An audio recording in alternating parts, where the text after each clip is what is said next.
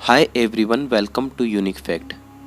दुनिया के इतिहास में जब कभी बहस मुबाहिसे की शुरुआत हुई है तो उसमें अमीर लोगों की चर्चा ज़रूर होती है कि अंबानी परिवार के पास कितना पैसा है और टाटा और बिरला के पास कितनी गाड़ियां हैं। अरब के शेख कैसे अपना पैसा उड़ाते हैं और बिल गेट्स किसको पछाड़कर दुनिया का सबसे अमीर आदमी बना, वगैरह वगैरह।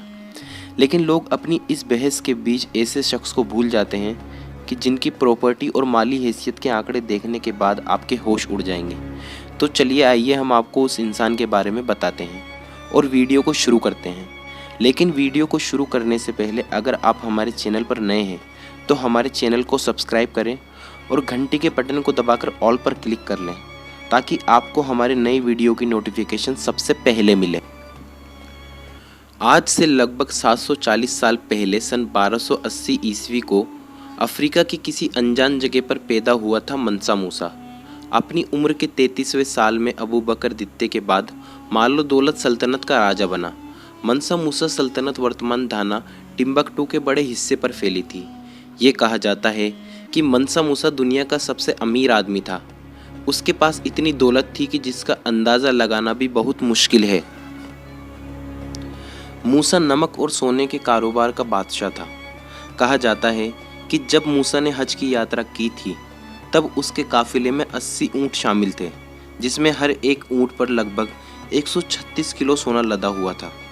फिर जिस इलाके से उसका काफिला गुजरता वहाँ दिखने वाले भिखारियों में मूसा सोने के सिक्के बांट देता था। अपने पहले सरदार अबू बकर दित्ते की मौत के बाद 1312 ईस्वी में मनसा मूसा माली सल्तनत का सरदार बना। ये वो समय था जब यूरोपियन देश संसाधनों की कमी के कारण गृह युद्ध की चपेट में थे। तब माली सल्तनत का गोल्डन समय चल रहा था। यहाँ नमक और सोने के भरपूर संसाधन भरे पड़े थे। यह माना जाता है कि मूसा की पश्चिमी अफ्रीकी सल्तनत दुनिया में सबसे ज़्यादा सोने की उत्पादक करती थी, वो भी ऐसे समय में जब दुनिया में तेज़ी से सोने की मांग बढ़ रही थी। अनुमान के मुताबिक एक साल में माली सल्तनत में लगभग 1000 सोने का उत्पादन किया जाता था। मनसा मूसा का पूरा नाम मूसा कीटा प्रथम था। राजा बनने के बाद इन्हें मनसा नाम की पदवी मिली और इनका नाम मनसा मूसा प्रथम हो गया। मूसा के राज में इस सल्तनत का फैलाव पश्चिमी अफ्रीका के एक बड़े हिस्से तक हो गया था, यहाँ तक कि अटलांटिका महासागर के तट से लेकर टिम्बकटू और सहारा रेगिस्तान तक मूसा की सल्तनत में आ गए थे। वहीं वर्तमान Mauritania, Senegal, Gambia, Guinea, Burkina Faso, Mali, Niger, Chad और नाइजीरिया भी माली सल्तनत का हिस्सा थे। क्षेत्र बढ़ा तो व्यापार में प्रगति हुई। इससे वहाँ के लोगों के जीवन स्तर में भी काफ़ी सुधार आया और उनकी आर्थिक स्थिति भी बेहतर हुई थी। आपको यह जानकर हैरानी होगी कि जब मूसा हज के लिए निकले थे तब उनका काफिला 4000 मील लंबा था। मूसा की सेना में 2 लाख पुरुष सैनिक शामिल थे। इसमें से 40,000 तो तीरंदाज ही थे। इतनी बड़ी संख्या में सेना आज के बड़े बड़े देशों के बस की बात नहीं है। इस यात्रा में 4000 मील लंबा काफिला राजा मूसा के साथ साथ चल रहा था। बेहतरीन फारसी रेशम पहने, हाथ में सोने की छड़ी पकड़े, लगभग 500 लोगों के बाद मनसा मूसा का घोड़ा चल रहा था। इस काफिले में हजारों सैनिक, कर्मचारी, गुलाम शामिल थे। एक अंदाजे के मुताबिक मूसा के इस काफिले में लगभग 60,000 लोग शामिल थे। जहाँ जहाँ से मूसा का यह बड़ा सा काफिला गुजरा, लोगों की आंखें फटी की फटी रह गई थी। आखिरकार इतनी भारी संख्या में मूसा की अमीरी को नज़रअंदाज करना मुश्किल था। मूसा का यह काफिला मिस्र से होकर गुजरा था।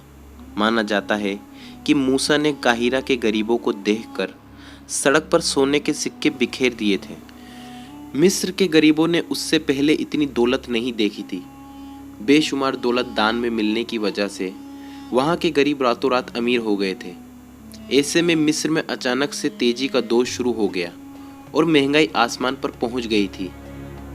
तब 1 दशक से ज़्यादा समय तक मिस्र के लोगों पर मालियन राजा का प्रभाव रहा। अपनी हज यात्रा से लौटने के बाद मूसा ने माली में कई सारी मस्जिदों को बनवाया था और टिम्बकटू में भी मूसा ने मस्जिद, स्कूल और विश्वविद्यालय बनवाए थे। मक्का की यात्रा के बाद अफ्रीका से बाहर भी मूसा का नाम फैल चुका था। इस समय तक दुनिया को पता चल चुका था कि यहाँ मूसा ही है जो सबसे ज़्यादा रईस है। मूसा की रईसी के किस्से यूरोप तक फैलने लगे थे। यूरोपियन लोगों को तब तक मूसा की अमीरी पर भरोसा नहीं हुआ जब तक उन्होंने मूसा को अपनी आंखों से नहीं देख लिया। अरबपति मूसा को देखकर यूरोपियन भी चौंक गए थे। अपनी मौत तक मूसा की हज यात्रा वाले बड़े काफिले के किस्से लोगों की जुबां पर चढ़े रहे। माना जाता है कि 1332 ईस्वी से 1337 ईस्वी के बीच मूसा की मौत हुई थी। इन्हीं किस्सों ने मूसा को ऐतिहासिक एटलस में अमर कर दिया। सन 1375 ईस्वी में कैटलन भाषा में यूरोपियन नेविगेटरों द्वारा बनाए गए कैटलन एटलस में मनसा मूसा का जिक्र किया गया है।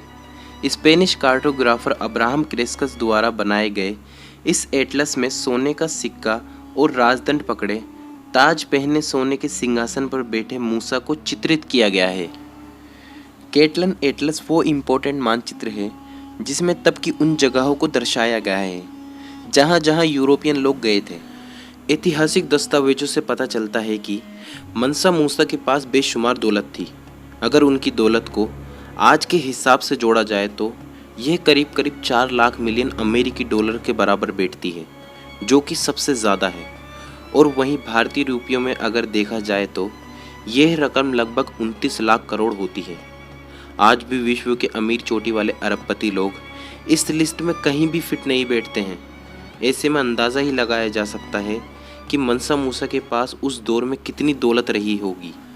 हम उम्मीद करते हैं कि आपको हमारी वीडियो अच्छी लगी होगी।